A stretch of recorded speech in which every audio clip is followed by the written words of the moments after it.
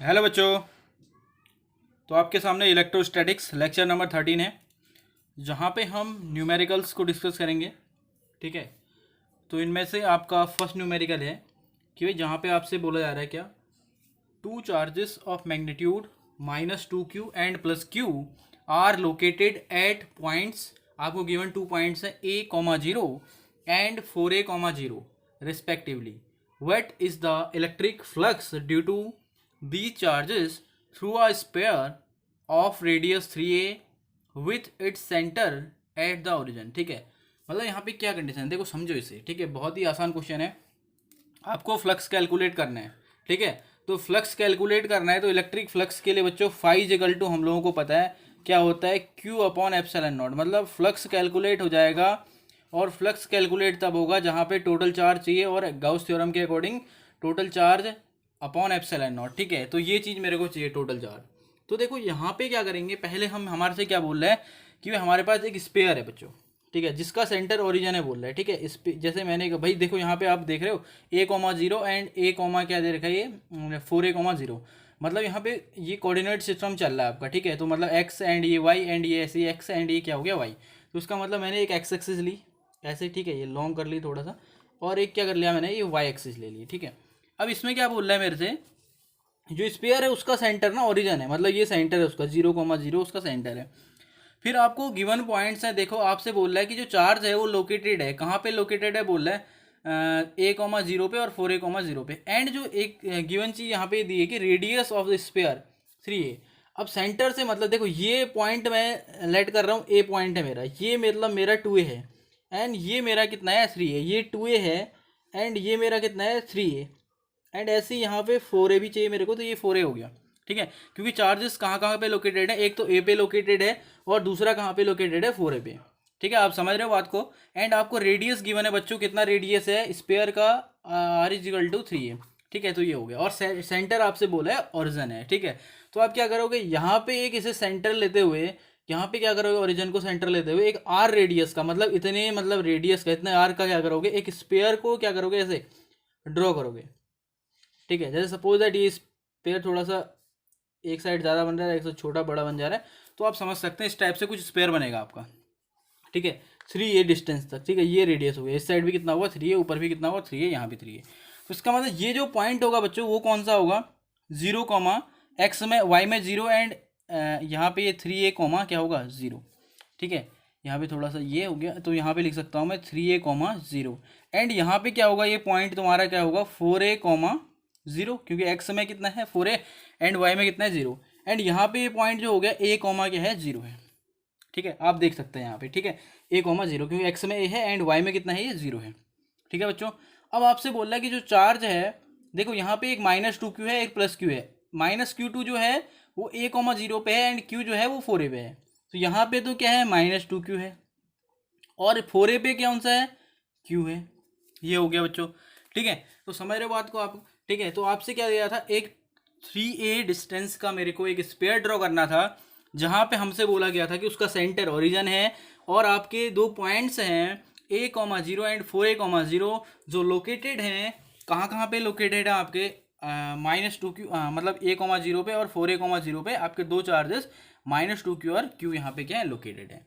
ये चीज़ बोला था, तो इस टाइप से आप क्या करोगे, फिगर ड्रॉ कर लोगे। ठीक है, अच्छा अब यहाँ पे देखो ना, आपसे क्या बोल रहा है, कैलकुलेट करना था मेरे को, what is the electric flux due to the charges through a sphere. Sphere से कितना मतलब यहाँ फ्लक्स पास आउट होगा, तो फ्लक्स पास आउट कितना होगा, तो गाउस के according phi = q upon epsilon naught होता है।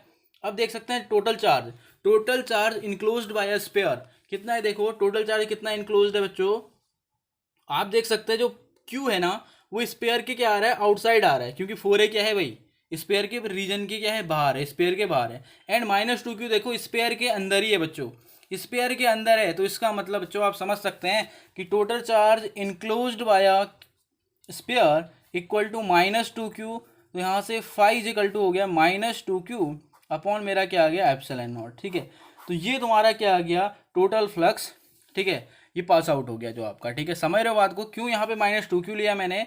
और देखो आप देख सकते हैं भाई टोटल चार्ज में -2 क्यू भी हो सकता है प्लस क्यू। तो यहाँ पे प्लस क्यू ना लेने का रीजन क्या है, प्लस क्यू जो है भाई वो क्या है, स्पेयर के आउटसाइड आ रहा है, और ये वाला जो चार्ज था वो इनसाइड आ रहा है। तो इसका मतलब ओवरऑल हम कह सकते हैं कि भाई यहाँ पे जो फ्लक्स पास आउट होगा वो क्या होगा हमारा, उसमें केवल कौन सा चार्ज आएगा बच्चों, -2 क्यू, ठीक है। क्योंकि गाउस के अकॉर्डिंग क्या होता है, गाउसियन सरफेस जो इनक्लोज चार्ज करता है उसी को हम यहाँ पे लेते हैं, तो वो कितना है -2 क्यू, आप समझ सकते हैं, ठीक है। तो नेक्स्ट क्वेश्चन की तरफ चलते हैं बच्चों, ठीक है, जो आपकी स्क्रीन पे है, ये आपके पास नेक्स्ट क्वेश्चन है। देखो इसमें क्या बोल रहा है कि थ्री चार्जेस हैं आपके पास, plus q and -2 q are placed at the vertices of an equilateral triangle, what is the dipole moment of the system, ठीक है। आपसे बोला जा रहा है कि आपके पास 3 चार्जेस हैं जिसमें से 2 तो सेम है, एक -2 क्यू है, ठीक है। Are placed at vertices of an equilateral triangle, what is the dipole moment of the system, ठीक है। सिस्टम का डाइपोल मोमेंट कैलकुलेट करना है, ठीक है। तो बच्चों इसके लिए समझो थोड़ा सा, ये फिगर गिवन है आपको, ठीक है। तो इस फिगर को मैं थोड़ा सा यहाँ पे ड्रॉ कर रहा हूँ जो इससे आपको अच्छे से समझ में आएगा, थोड़ा सा बड़ा भी बना दे रहा हूँ, ठीक है। तो यहाँ पे बहुत ही आसान है ये। इसके लिए हम क्या कर रहे हैं, देखो इस चार्ज को देखो, ये अभी एक टाइप से डाइपोल की कंडीशन पढ़ाई थी मैंने, क्या कि जिसमें क्या होते हैं भाई, हमारे पास 2 चार्जेस होते हैं, इक्वल एंड अपोजिट होते हैं, एक दूसरे से एक शॉर्टर डिस्टेंस पे होते हैं, ठीक है। तो इस टाइप से हम लोग क्या करते थे, वहाँ पे कुछ रीड किया था मैंने, ठीक है, आपको बताया था। और यहाँ पे इनकी बीच की, यहाँ पे देखो ये इस टाइप से फिगर दिया था। तो आपसे देखो यहाँ पे क्या कर रहा हूँ मैं, क्या यहाँ पे देखो ये अपोजिट चार्जेस तो हैं, क्या इक्वल है, क्या नहीं है, देखो ये -2 क्यों है, प्लस है। तो इसका मतलब ये जो डाइपोल है वो क्या है, डाइपोल की कंडीशन को सेटिस्फाई नहीं कर रहा है, क्योंकि डाइपोल में क्या होना चाहिए, इक्वल एंड अपोजिट चार्जेस चाहिए मेरे को। यहाँ देखो इक्वल तो है बट अपोजिट नहीं है, इसका मतलब मैं क्या करूँगा, मैं यहाँ पे देखो इस -2 क्यू को ऐसे ब्रेक कर सकता हूँ -q, ठीक है। और इसकी रिस्पेक्ट में ये प्लस, मतलब इस +q के लिए मैंने इस -q को ऐसे ब्रेक कर दिया, ये -q हो गया। और इधर ही पे दूसरे को भी क्या कर दिया, इधर पे -q कर दिया, मतलब यहाँ पे क्या कर दिया, दोनों चार्जेस -2q, मतलब जो ये 2q था उसे -q और -q में ब्रेक कर दिया। जिससे क्या होगा कि ये वाला -q क्या करेगा, इसके साथ डायपोल क्रिएट कर देगा, और ये वाला जो -q होगा इसके साथ क्या करेगा, डायपोल बना देगा। आप लोग समझ रहे हैं बात को। यहाँ पे -2q डायपोल फॉर्म करने के लिए -2q को मैंने क्या कर दिया, ब्रेक कर दिया -q और -q में, जिससे ये एक -q तो इसके साथ डायपोल बना देगा, एक -q इसके साथ डायपोल बना देगा, समझ रहे हो। और इनके बीच की एक शॉर्टर डिस्टेंस को डीलाइट कर लिया बच्चों, ठीक है। अब इस पूरे सिस्टम का मेरे को डायपोल मोमेंट चाहिए, ठीक है। तो आपको पता है भाई क्या, डायपोल की डायरेक्शन जो होती है वो क्या होती है भाई, -2 क्या होती है, पॉजिटिव होती है, -2 पॉजिटिव। इसका मतलब इसका जो डायपोल होगा वो कहाँ की तरफ होगा, इस साइड होगा, ठीक है। इस पॉइंट को यहाँ पे देखो सी नेम था, इसका ए था एंड इसका बी था। तो इसका मतलब इस डायपोल के लिए जो डायरेक्शन होगा वो CA होगा, अलोंग CA, C2A, एंड इसके लिए C2 क्या होगा बच्चों, B होगा। एंड दोनों के जो मैग्नीट्यूड होंगे आप देख सकते हैं वो क्या होंगे, सेम होंगे, होंगे नहीं होंगे, देख सकते हैं आप लोग भाई। ये जो डायपोल इससे यहाँ फॉर्म होगा और ये जो डायपोल होगा, दोनों का जो मैग्नीट्यूड होगा सेम होगा। क्यों, क्योंकि डायपोल P आपको पता था क्या होता है, Q × 2D, मतलब यहाँ पे इनके बीच की डिस्टेंस मतलब D, ठीक है। मैंने वहाँ पे पढ़ाया था P उनके बीच की डिस्टेंस 2A ली थी, तब यहाँ पे Q × क्या लिया था, 2A लिया था। अभी डिस्टेंस कितना ले रहा हूँ मैं, D ले रहा हूँ। तो आप लोग समझ रहे हैं बात को। तो यहाँ पे D ले रहा हूँ, तो इसका मतलब यहाँ पे भी क्या आ जाए, इसके लिए जो डायपोल, एक डायपोल का जो वैल्यू होगा वो बच्चों कितना होगा, P = आ जाएगा मेरा Q × D। तो डायपोल की जो वैल्यू होगी QD होगा, ठीक है। तो वो जो AC के अलॉन्ग जो डायपोल फॉर्म हो रहा है और जो BC के अलॉन्ग डायपोल फॉर्म हो रहा है, दोनों का जो वैल्यू होगा बच्चों कितना होगा, QD होगा। ये सिस्टम का ओवरऑल डायपोल मोमेंट नहीं है, पूरे सिस्टम का। पूरे सिस्टम का डायपोल मोमेंट कहाँ होगा आपको पता है, एक वेक्टर यहाँ है, एक वेक्टर यहाँ पे है, ठीक है। एक वेक्टर आपका इस डायरेक्शन में, एक वेक्टर ये है, या इक्विलैटरल ट्राइंगल है तो एंगल कितना बनेगा, 60 डिग्री। तो इनका भाई रिजल्टेंट का होगा कहीं इनके बीच में, आप लोगों ने पढ़ा है ये, ठीक है। तो इनके बीच में होगा कहीं इनका डायपोल, समझ रहे हैं आपको, ठीक है। तो और पैरेललोग्राम वेक्टर एडिशन के अकॉर्डिंग जो रिजल्टेंट होता है उसकी जो वैल्यू होती है आपको पता है कितना होता है भाई, A² + B² + 2AB cos θ, आप समझ सकते हैं, ठीक है। Theta angle between both of the vectors कितना होगा भाई, थीटा, दोनों वेक्टर्स के बीच का एंगल थीटा 60 डिग्री, समझ सकते हैं आप। और A और B की जगह वैल्यू कितना हो जाएगा बच्चों, यहाँ से पी स्क्वायर प्लस यहाँ लिख सकते हैं ए और बी की value P and P square and cos क्या आ जाएगा 60 हो जाएगा। ठीक है, समझ सकते हैं आप। तो यहाँ से इसको सॉल्व करता हूँ थोड़ा, ये कैपिटल पी बना दे रहा हूँ एक टाइप से, ये स्मॉल, ठीक है, ऐसे कर दे रहे हैं अपन लोग। ठीक है, यहाँ पे तो ये कैपिटल पी हो गया। तो यहाँ से क्या आ जाएगा देख सकते हैं आप लोग, 2p² एंड 2p², ये हो गया। ठीक है, तो आप लोगों को समझ में आ रहा होगा ये। ठीक है बच्चों, और cos 60 की वैल्यू आपको पता है 1/2, तो इससे ये कैंसिल हो गया। तो यहाँ से देखो कैपिटल P इजिकल टू मेरा आ जाएगा, कितना आ जाएगा, √3p², और स्क्वायर से ये हटेगा तो आएगा आंसर क्या, P इजिकल टू आ जाएगा P√3 ये आ गया बच्चों आपका आंसर। ठीक है, तो डायपोल मोमेंट जो, अच्छा P की वैल्यू आपको पता है, P इजिकल टू P की वैल्यू जो थी QD एंड √3 ये, तो रिजल्टेंट जो आपका डायपोल मोमेंट आएगा, ठीक है, ओवरऑल सिस्टम का बच्चों, वो आएगा QD√3। तो आप समझ सकते हैं भाई। ठीक है, तो ये तो हो गया भाई आपका रिजल्टेंट, यहाँ पे सिस्टम का क्या हो गया, डायपोल मोमेंट हो गया। ठीक है, कभी कभी यहाँ पे क्या पूछता है कि डायरेक्शन भी फाइंड आउट करो। ठीक है, तो डायरेक्शन ऑफ रिजल्टेंट, मतलब रिजल्टेंट का इसका डायरेक्शन कितना होगा बच्चों। ठीक है, तो ये अभी पीछे भी नहीं बताया, तो ये 11th क्लास में आपने रीड किया था। ठीक है, रिजल्टेंट का जो आपका क्या होता है, डायरेक्शन होता है। इसे लेट कर ले रहा हूँ बीटा, तो बीटा ऐसे हो जाता है, तो आपका एक फॉर्मूला होता था, क्या होता था, 10 बीटा।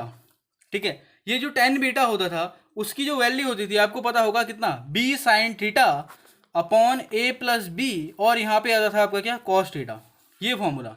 ठीक है, 10 beta is equal to b sine theta upon a plus b cos theta. ठीक है, ये फॉर्मूला होता था।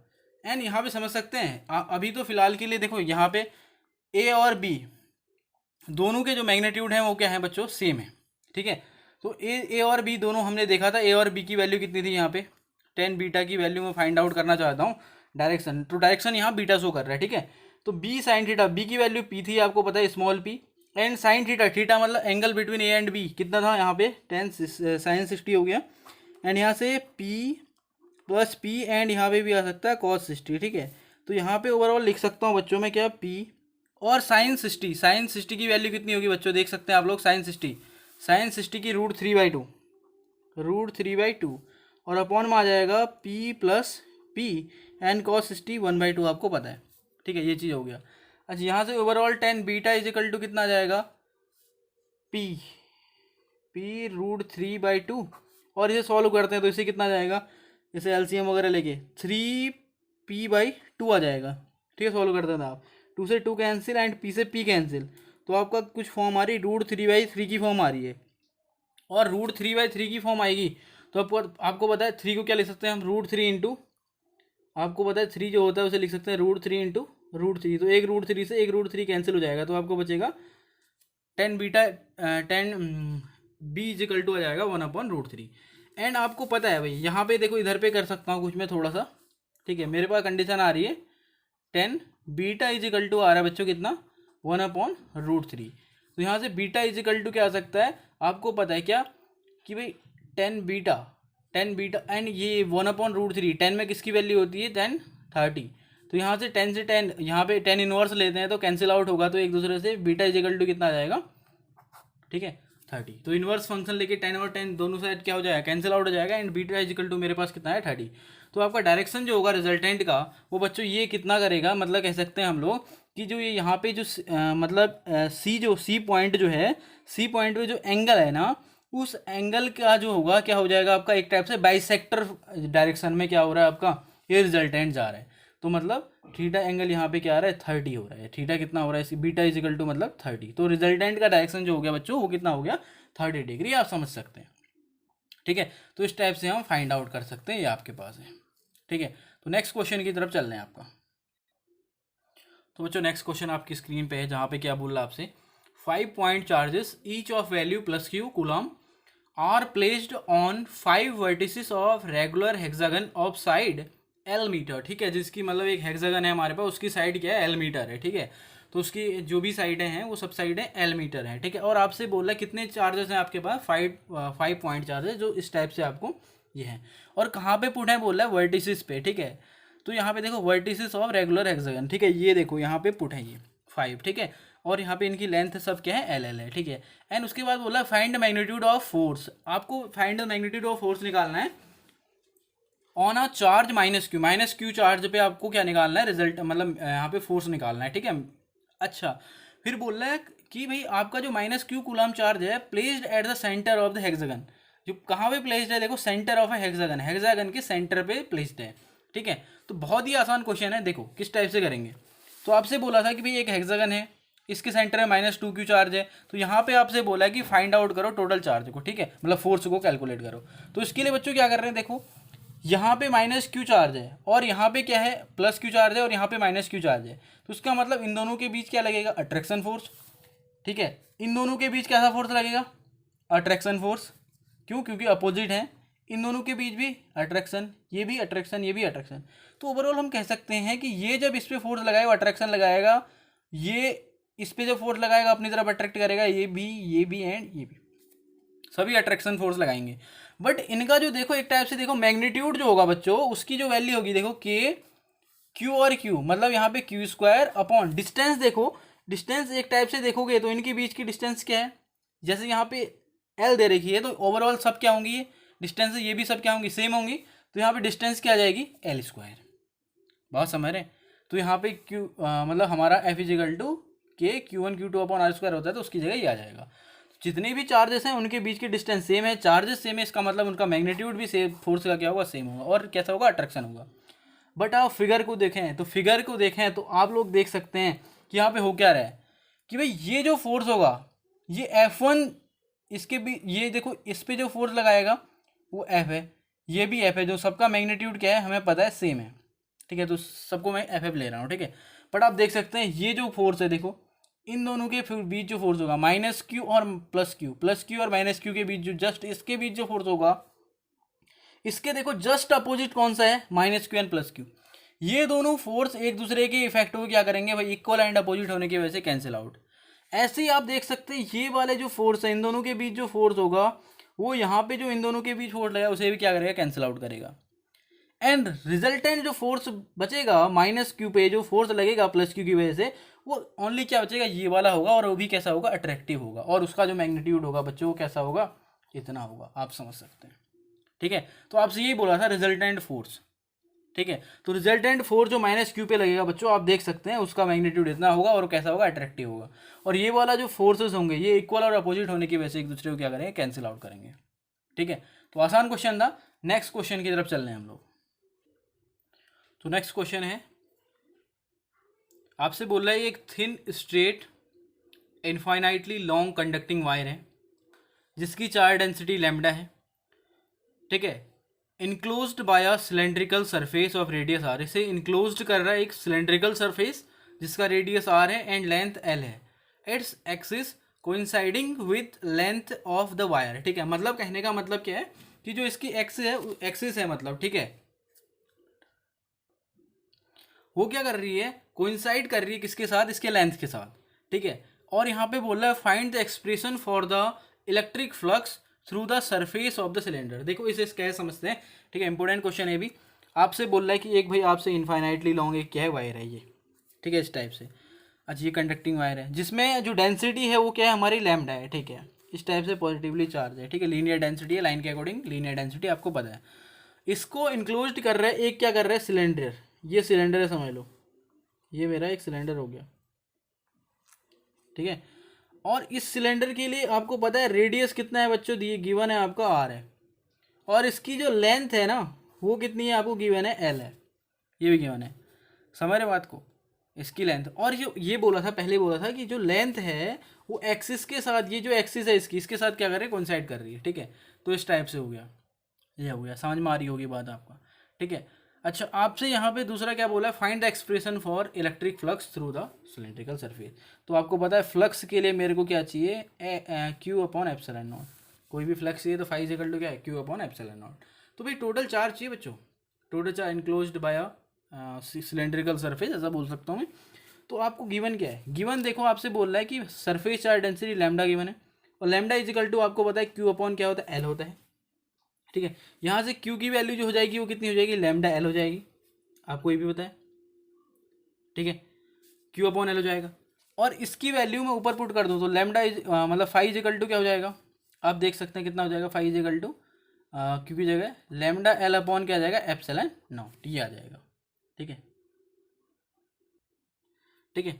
तो यहाँ पे बहुत ही आसान है, आप देख सकते हैं। तो फाई की वैल्यू क्या आ जाएगी, lambda L upon epsilon not.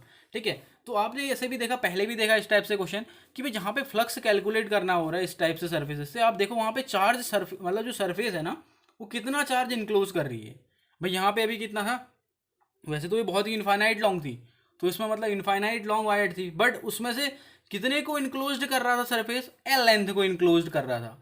ठीक है, तो और यहाँ पे तुमने देखा एल लेंथ के लिए जो डेंसिटी, तो भाई पूरे वायर के लिए क्या है, सेम है, लीनियर डेंसिटी है। तो एल लेंथ में भी कितनी डेंसिटी होगी मेरी, लैम्डा। तो लैम्डा की वैल्यू क्यू अपॉन क्या आ जाएगी, एल आ जाएगी। आप समझ सकते हैं बात को। ठीक है, तो यहाँ से मैंने क्या कर दिया कि एल लेंथ में जो चार्ज हो गया वो कितना हो गया, लैम्डा इंटू एल, एंड यहाँ पे वैल्यू पुट कर दिया आपके सामने ये। ठीक है, तो इस टाइप से आपका क्या हो गया, फ्लक्स कैलकुलेट हो गया। ठीक है, बहुत आसान है ये। ठीक है, तो भाई आप देख सकते हैं फ्लक्स के लिए ओवरऑल क्या चाहिए, टोटल चार्ज। तो गाउस थ्योरम के अकॉर्डिंग हम इजीली क्या कर सकते हैं, इसको कैलकुलेट कर सकते हैं। ठीक है, तो जो नेक्स्ट क्वेश्चन आपकी स्क्रीन पे है, तो यहाँ पे क्या बोल रहा है, two small identical electrical dipoles A B and C D. आपके पास दो इलेक्ट्रिकल डायपोल्स हैं A B and C D, each of dipole moment p. ठीक है, दोनों का डायपोल मोमेंट पी है, are kept at an angle of 120। दो एक दूसरे से कितने डिस्टेंस पे, 120 पे। ठीक है, सोन फिगर कर रखा है। What is the resultant dipole moment of this combination, इस टोटल मतलब इन दोनों का कॉम्बिनेशन का रिजल्टेंट क्या होगा if this system is subjected to electric field. मतलब पूरा सिस्टम जो है कैसे रखा है, डायरेक्टेड अलोंग, मतलब जो इसमें इलेक्ट्रिक फील्ड है वो क्या है बच्चों, अलोंग एक्स डायरेक्शन है। ठीक है, अलोंग एक्स डायरेक्शन है। What will be the magnitude and direction of the torque acting on this. तो इसमें बोल रहा है कि भाई इसमें जो हमारा क्या होगा, जो टॉर्क एक्ट करेगा इस डायपोल में। ठीक है, डायपोल में जो टॉर्क एक्ट करेगा उसका मैग्नीट्यूड एंड डायरेक्शन क्या होगा। ठीक है, तो आपको बताया भी टॉर्क, जैसे तुम्हारे पास क्या था, जो डेरिवेशन कराया था उस टाइम पे ये न्यूमेरिकल को समझने से पहले डेरिवेशन में थोड़ा जाना। ठीक है, डेरिवेशन जिसने अच्छे से समझा होगा ये आ जाएगा। तो डेरिवेशन में क्या होता है, ऐसे हमारा इलेक्ट्रिक फील्ड होता था, इसमें हम लोग क्या करते थे, यहाँ पे हमारा पॉजिटिव चार्ज होता था, यहाँ पे नेगेटिव, तो ये डायपोल फॉर्म करता था। तो यहाँ पे होता क्या था, ये पी वेक्टर क्या होता था, नेगेटिव टू पॉजिटिव इस डायरेक्शन में होता था आपका इस टाइप से, और डायपोल थीटा एंगल पे होता था। तो इसके लिए जो टॉर्क आता था वो कितना आता था, यहाँ पे आपका आता था tau is equal to P E sine theta आता था। थीटा मतलब एंगल, जो थीटा है, जो पी मतलब जो ये डायपोल है वो इलेक्ट्रिक फील्ड के साथ बना रहा है।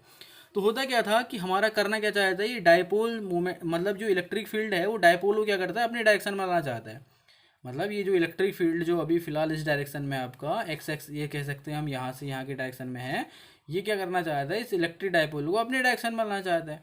ठीक है, तो इस टाइप से, तो इसमें जो टॉर्क जब ये लाना चाहता है तो क्या करेगा, इसे फोर्स वर्क लगाना पड़ेगा भाई, इसे वर्क करना पड़ेगा। ठीक है, इसे फोर्स लगाना पड़ेगा। ठीक है, रोटेशन के लिए फोर्स लगाना पड़ेगा भाई। ठीक है, जो भी इसे रोटेट कराना पड़ेगा इलेक्ट्रिक फील्ड को इसे। ठीक है, तो उसकी जो वैल्यू होती थी वो पी साइन थीटा होती थी। तो यहाँ पे भी क्या करना है, इस सिस्टम के लिए देखो पहले क्या करेंगे, यहाँ पे दो डायपोल एक नहीं है, पहले इन दोनों डायपोल्स का मैं रिजल्टेंट निकालूंगा, रिजल्टेंट डायपोल। फिर उस डायपोल को जो भी डायपोल आएगा उस इन दोनों के रिजल्टेंट का, उसको हम क्या करेंगे, इलेक्ट्रिक फील्ड की डायरेक्शन में लाना चाहेंगे। और इलेक्ट्रिक फील्ड अभी फिलहाल के लिए किस डायरेक्शन में बोला आपसे, इलेक्ट्रिक फील्ड जो है एक्स डायरेक्शन में है। ठीक है, ये है ओवरऑल समझ में आ रहा है। और दोनों के बीच एंगल कितना है, 120। देखो अब समझो इसे। तो इसके लिए देखो एक मैं यहाँ पे देख सकते हैं आप इस फिगर के अकॉर्डिंग। ठीक है, आप देख सकते हैं माइनस प्लस इस वाले डी जो डीसी इलेक्ट्रिक मतलब मेरे पास डायपोल है, इसके डायरेक्शन जो होगा निगेटिव टू पॉजिटिव। आप देख सकते हैं किस डायरेक्शन में होगा, ये। ठीक है, ये डायरेक्शन में होगा। ठीक है, सिंपली ये पी सी की डायरेक्शन में है तो इसे मैं पी सी बोल दे रहा हूँ। ठीक है, एंड यहाँ पे सिमिलरली क्या कर सकते हैं हम लोग, ये एक तो डायपोल पी सी डायरेक्शन में हो गया, दूसरा डायपोल देखो निगेटिव टू पॉजिटिव, मतलब किस डायरेक्शन में होगा, पी ए डायरेक्शन में। ठीक है, इस टाइप से इन दोनों के लिए एक फिगर बनाओ तो बच्चों किस टाइप से बनेगा, देखो पी ए मेरा ऊपर की तरफ है, एंड जो देख सकते हैं आप लोग पी सी इस डायरेक्शन में। ठीक है, और इन दोनों के एंगल देखो, ये पी ए हो गया ऊपर की तरफ, ये पी सी हो गया, इन दोनों के बीच का एंगल देखो कितना दे रखा है, 120। इन दोनों के बीच का एंगल कितना देखा हमारे को, 120। और यहाँ से ये एक्स एक्सिस ड्रॉ करूँ, यही इसी डायरेक्शन में क्या है, मेरा इलेक्ट्रिक फील्ड है। ठीक है, तो ये हो गया, ये 120 हो गया पूरा एंगल इनके बीच का, और इलेक्ट्रिक फील्ड हो गया, और यही क्या है, मेरी एक्स डायरेक्शन। ठीक है, तो आपको पता है दो वेक्टर देखो उल्टी, यहाँ पे एक डायरेक्शन, यहाँ एक डायरेक्शन है, इन दोनों का रिजल्टेंट आपको पता है कहीं यहाँ जाएगा। ठीक है, रिजल्टेंट जो होगा बच्चों ए डायरेक्शन में होगा, और इसकी वैल्यू हम लोग, और देखो यहाँ पे एक बात समझना है कि देखो डायपोल जो होगा, डायपोल की जो वैल्यू होगा पी ए और पी सी एक टाइप से देखो इक्वल होगा। ठीक है, क्योंकि यहाँ पे आपको गिवन था क्या था कि भाई देखो यहाँ पे identical small and identical electric dipoles बोला था, ठीक है, स्मॉल आइडेंटिकल इलेक्ट्रिक डायपोल, तो डायपोल की जो वैल्यू होगी मतलब वो सेम होगी, पी ए वैक्टर एंड यहाँ पे मैं क्या कर रहा हूँ, P B vector small P A and small P B ले रहा हूँ, ठीक है, एंड इक्वल टू पी, इन दोनों को मैंने इक्वल कर लिया पी के इक्वल, ठीक है, और ये कैपिटल पी है रिजल्टेंट इनका, ठीक है, ये स्मॉल पी एंड ये स्मॉल सी, ठीक है, और उसकी वैल्यू आपको पता है रिजल्टेंट के according R is equal to आपको क्या आ जाता है, ए स्क्वायर मतलब P square second P square plus 2 AB P square आ जाएगा एंड कॉस 120 यहाँ से, ठीक है, ये चीज़ आ गया। एंड यहाँ से देख सकते हैं, यहाँ से क्या आ जाएगा 2P स्क्वायर आ जाएगा and 2P square and cos 120 -1/2, ठीक है, इसकी वैल्यू होती है कॉस 120 की। तो यहाँ से इसे सॉल्व करता हूँ तो बच्चों कितना आ जाएगा 2P स्क्वायर और 2 से ये कैंसिल होगा तो यहाँ पे क्या आ जाएगा पी स्क्वायर, ठीक है, एंड इसे ओवरऑल सॉल्व करते हैं तो क्या आएगा पी स्क्वायर। तो और बच्चों यहाँ देख सकते हैं रिजल्टेंट जो आर वेक्टर है मेरा, या कह सकता हूँ मैं, मेरा क्या है रिजल्टेंट जो पी है वो कितना आएगा बच्चों, यहाँ से कह सकते हैं हम लोग कितना आएगा भाई, पी आ जाएगा, ये जाएगा, ठीक है, ये पी हो जाएगा। आप लोग समझ पा रहे हैं इसको, ठीक है, तो रिजल्टेंट जो पी होगा वो क्या आ जाएगा, पी आ जाएगा, ये हो गया, मतलब ये अब देख सकते। अब यहाँ पे देखो मैं क्या कर रहा हूँ ना, डायरेक्शन फाइंड आउट कर रहा हूँ, किस टाइप से डायरेक्शन, देखो अभी डायरेक्शन के लिए थोड़ी देर पहले मैंने एक डेरिवेशन बताया, टॉपिक बताया था न्यूमेरिकल, तो वहाँ पे थीटा की वैल्यू बताई थी।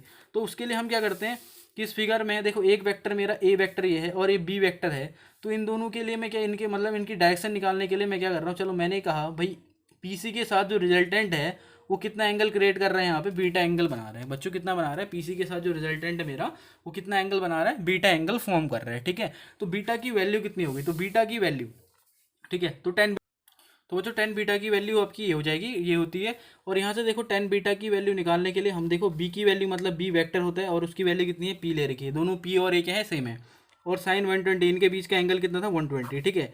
और अभी आपको पता है दोनों वेक्टर्स जो हैं मेरे पी एंड पी, मतलब यहाँ पे बी को रिप्रेजेंट कर रहे हैं बी और जो ए को, दोनों को रिप्रेजेंट करने वाले वेक्टर्स की वैल्यू जो थी हमने पहले ही ऑलरेडी यहाँ पे क्या है दोनों बच्चों पी मतलब दोनों के हैं सेम है, ठीक है, एग्जैक्टली इक्वल था यहाँ पे, ठीक है। तो यहाँ पे आ जाएगा कॉस 120 और इसे सॉल्व करते हो बच्चों तो कितना आ जाएगा, देखो यहाँ से पी एंड साइन 120 की वैल्यू होती है आपकी कितनी है, √3/2 एंड यहाँ से पी को मैं कॉमन लेता हूँ तो 1 प्लस क्या आ जाएगा यहाँ पे, और आपको थोड़ी देर पहले आपने रीड किया था क्या, कॉस 120 की वैल्यू कितनी होती है -1/2, इससे पी से पी कैंसिल हो जाएगा एंड इसे सॉल्व करते हैं तो कितना आएगा √3/2 और इसे सॉल्व करते हैं तो क्या आएगा 1/2 एंड 2 से 2 कैंसिल तो यहाँ आ जाएगा √3। तो आप देख सकते हैं क्या 10 बीटा इजिकल टू कितना आ गया √3 एंड 10 में तुम्हें पता है √3 वैल्यू कहाँ पे होती है 10 60 में, और इन्वर्स फंक्शन लेने से बीटा इजिकल टू कितना आ जाएगा हमारा 60 डिग्री, ठीक है। तो बीटा 60 डिग्री, इसका मतलब मैं कह सकता हूँ कि भाई मेरा क्या होगा कि जो ये पीसी के साथ जो एंगल फॉर्म करेगा ये रिजल्टेंट वो कितना करेगा 60 एंगल करेगा, ये वाला एंगल जो होगा वो 60 होगा, ठीक है। एक बात इसे समझते हैं, ये एंगल मेरा कितना होगा यहाँ पे अब 60 होगा, ठीक है। अच्छा बच्चों, और ऊपर का भी, तो इसका मतलब ये ऊपर का भी कितना होगा भाई, ये वाला कितना होगा भाई, ये पूरा 120 है, पूरा आपका कितना है ये देख सकते हैं आप लोग, आपके पास कुछ इस टाइप से देखो, एक ही में समझ नहीं आ रहा होगा तो आप देख सकते हैं किस टाइप से कुछ है, तो इसमें पूरा ये 120 है, 120 में से आपने देखा कि इसमें इतना एंगल कितना है 60 डिग्री है, तो ये वाला भी कितना होगा 60, क्योंकि भाई ये पूरा कितना है 120, तो ऊपर 60 हो गया, ये भी नीचे 60 हो गया, और आपको पता है इतना एंगल कितना है इसमें, ये वाला एंगल कितना है ये देख सकते हैं आप, जो बॉक्स टाइप का बना रहा हूँ ये 90 में से 60 माइनस करता हूँ, 90 में से 60 माइनस करता हूँ, फिर से सुनना बच्चों, ये बाइसेक्टर था मेरा, ये पी वेक्टर को रिप्रेजेंट कर रहा है, ठीक है। तो ये पी को रिप्रेजेंट कर रहा है, इसके यहाँ इस साइड को एंगल जो बीटा था वो 60 आ रहा है, तो इसका मतलब ये पूरा 120 है, तो 60 माइनस करूंगा तो ऊपर भी कितना है 60। अब आपको पता है ये बॉक्स टाइप का जो बना है वो 90 है, 90 में 60 को माइनस करता हूँ तो ये इतना एंगल जो आएगा मेरे पास कितना आ जाएगा 30। तो इसका मतलब मैं कह सकता हूँ कि रिजल्टेंट जो है मेरे पास, रिजल्टेंट जो डायपोल है वो इस एक्स एक्सिस के साथ कितना एंगल बना रहा है 30 एंगल है, ठीक है। तो आपको पता है जो इलेक्ट्रिक फील्ड होता है बच्चों, जो इलेक्ट्रिक फील्ड होता है वो क्या करता है, इस डायपोल को अपनी डायरेक्शन में लाने का कोशिश करता है, और जिस वजह से क्या होता है यहाँ पे क्या लगता है टॉर्क वर्क करता है, और इस टॉर्क की वैल्यू मेरे को फाइंड करनी है। तो ये पूरी कैलकुलेशन, ये जो डायरेक्शन था ये क्यों करा मैंने, क्योंकि मेरे को ये एंगल चाहिए था, इलेक्ट्रिक फील्ड और रिजल्टेंट डायपोल के बीच का एंगल चाहिए था, क्यों, क्योंकि टॉर्क बच्चों आपको पता है टाउ इजिकल टू होता है पीई साइन थीटा, ठीक है। तो समझ पा रहे हैं आप, तो इसका मतलब मैं कह सकता हूँ, क्या कह सकता हूँ यहाँ पे, जो मेरा क्या होगा, जो ये पी वेक्टर होगा, जो ये क्या होगा तुम्हारा पी वेक्टर, मतलब जो रिजल्टेंट डायपोल होगा एक्ट अलोंग, कह सकते हैं क्या, बाइसेक्टर ऑफ किसके बाइसेक्टर में जा रहा है, देखो ए ओ, इसे पॉइंट को ओ नाम देता हूँ, तो ए ओ सी, मतलब ए ओ सी का बाइसेक्टर मिल रहा है एक तो मेरे को, ठीक है। जो हमारा डायपोल मोमेंट रिजल्टेंट वो कह सकते हैं हम लोग कहाँ की तरफ है भाई, हमारा बाइसेक्टर ऑफ ए ओ सी है, और दूसरा मैं कह सकता हूँ क्या है, at an angle 30 degree with X direction, देख सकते हैं भाई ये कितने एंगल पे है, 30 डिग्री विथ क्या है आपका एक्स डायरेक्शन, ठीक है। तो बच्चों ओवरऑल हम कह सकते हैं, क्या कह सकते हैं कि हमारा जो डायपोल है वो किसके मतलब एक्स एक्सिस के साथ 30 एंगल पे यहाँ पे क्या है एक्ट कर रहा है, ठीक है, यहाँ पे इंक्लाइंड है। तो इसका मतलब अब यहाँ पे ये समझना है आपको, क्या समझना है कि टाउ निकालना था, तो टाउ मतलब टॉर्क कितना होगा, ठीक है, टॉर्क कितना होगा भाई, उसके लिए पी साइन थीटा है, और एंगल बिटवीन मेरे को क्या चाहिए था, रिजल्टेंट एंड ई। तो आपने देखा इलेक्ट्रिक फील्ड क्या था, एक्स डायरेक्शन में था, एंड पी आपको पता है एक्स के साथ कितने एंगल पे 30, तो यहाँ से इजीली हम कह सकते हैं पी की वैल्यू तो स्मॉल क्या है, ये पी है, ठीक है, एंड ई स्मॉल पी है, यहाँ ये मतलब पी है, ठीक है। ई की वैल्यू भी कुछ नहीं दी है, और साइन थीटा आपको पता है साइन क्या लिखूंगा यहाँ पे अब 30, तो ये समझना बच्चों 30 कैसे आया, ठीक है। तो वीडियो को फिर से देखना, तो यहाँ पे आपको समझ में आ जाएगा कि भाई यहाँ पे किस टाइप से क्या हुआ, ठीक है। तो आपका ओवरऑल जो डायपोल आएगा, रिजल्टेंट डायपोल की वैल्यू 1/2 पी होगा, ठीक है। तो ये टॉर्क हो गया मेरा, तो टॉर्क जो होगा बच्चों उसकी जो वैल्यू होगी 1/2 पी हो जाएगा, ठीक है, आप समझ सकते हैं। अच्छा अब यहाँ पे डायरेक्शन ऑफ टॉर्क फाइंड करने को बोला है, तो डायरेक्शन ऑफ टॉर्क बता सकते हैं आप लोग कैसे होगा, ठीक है। और जो टॉर्क का डायरेक्शन है आपको पता है tau is equal to P sine theta, एक टाइप से देखा जाए तो पी साइन थीटा एक टाइप से क्या है भाई, ये वेक्टर प्रोडक्ट है, किसका है, वेक्टर प्रोडक्ट है एक टाइप से, किसका है, पी और ई का, ठीक है। तो पी और ई का वेक्टर प्रोडक्ट है, तो इसका मतलब हम कह सकते हैं, और आपको देखा था वेक्टर प्रोडक्ट में जब भी क्या होता है डायरेक्शन की बात आती है, तो मतलब क्या आता है, पी ई क्या आता है साइन थीटा, एंड क्या आएगा एन कैप, एन कैप मतलब प्लेन के परपेंडिकुलर, ठीक है। तो इसका मतलब यहाँ पे क्या होगा, जो टाउ होगा मेरा वो क्या होगा, इस प्लेन के परपेंडिकुलर होगा, ठीक है। और प्लेन में मतलब कह सकते हैं हम एक एक्स एक्सिस को रिप्रेजेंट एक्स, और यहाँ पे प्लेन मतलब क्या होगा कि कह सकते हैं कि प्लेन के परपेंडिकुलर हो जाएगा, और यहाँ पे देख सकते हैं कि भाई प्लेन के परपेंडिकुलर कहने का मतलब क्या हो गया, एक एक्सिस यहाँ पे देख रहे हो पूरे सिस्टम में एक एक्स एक्सिस को रिप्रेजेंट कर रहा है एक वाई को, तो इसका मतलब इसके प्लेन के परपेंडिकुलर कौन सी एक्सिस होगी भाई, जेड एक्सिस होगी, ठीक है। तो यहाँ पे कह सकते हैं हमारा क्या होगा, जो डायपोल का जो डायरेक्शन होगा अलोंग क्या कर सकते हैं हम लोग, जेड एक्सिस होगा, ठीक है। तो इजी क्वेश्चन था, ठीक है, आप देख सकते हैं काफ़ी ज़्यादा इंपॉर्टेंट क्वेश्चन है, ठीक है, काफ़ी टाइम बोर्ड एग्जाम में आया भी है आपका, ठीक है। तो मिलते हैं बच्चों नए वीडियो के साथ, तब तक के लिए गुड बाय।